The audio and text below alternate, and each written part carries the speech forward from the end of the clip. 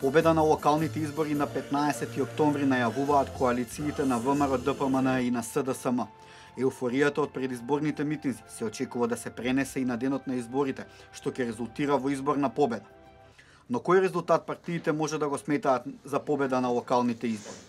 Кога станува збор за парламентарни избори, ситуацијата е многу појасна.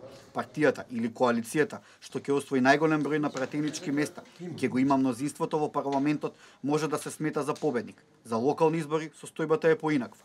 ТВ Нова анализираше како стојат партиите на една недела пред изборите. За овие избори гласачите ќе добијат по 2 гласачки ливчиња, а оние во Скопје дури 4. Покрај за градоначалник ќе се гласа и за советничките листи. Мнозинството во Советот е многу значајно, бидејќи без негова поддршка не може да помине ниту еден проект на првиот човек на општината, ниту пак да се донесат деталните урбанистички планови.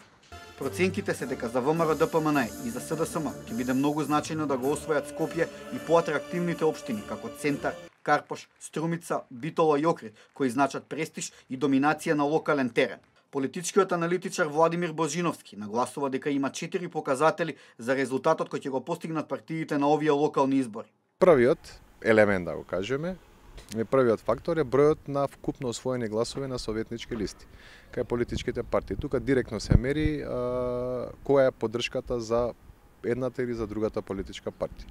Вториот елемент е вкупниот број на освоени општини. Значи, која партија има повеќе општини има освоено повеќе општини.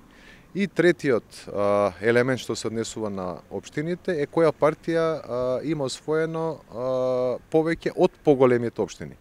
Затоа што кај нас има 80 општини и сега хипотетички, иако не се случува, но хипотетички може да се случи една партија да има поголем број на општини, но тоа да се све помалите, додека друга партија да освои, да кажеме, да освои повеќето, да ги освои повеќето до оние најзначајни општини, како што се скопските општини, Прилеп, Битола, Штип, Кочани, Кавадарци и така натаму.